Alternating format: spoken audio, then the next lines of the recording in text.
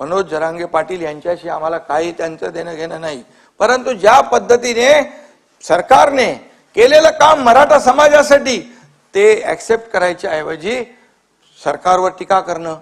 त्याचबरोबर मला देखील मुख्यमंत्री म्हणून मला देखील माझी पण सगळे काय काढायची ती काढली, उपमुख्यमंत्री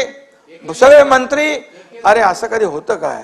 असं कधी चालतं काय? सरकार म्हणून आम्ही निर्णय घेणारे लोक, विरोधी पक्षाला सोबत विश्वासात घेऊन आम्ही निर्णय घेतला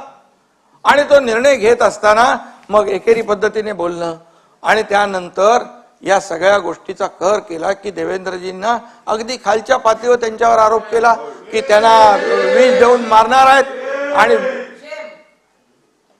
हे म्हणजे जेव्हा अशा प्रकारचं वक्तव्य त्यांच्याकडून होऊ लागलं, मी प्रेस कॉन्फरन्स मध्ये देखील म्हणालो की ही भाषा जी आहे कार्यकर्त्याची नाही, ही भाषा राजकीय भाषा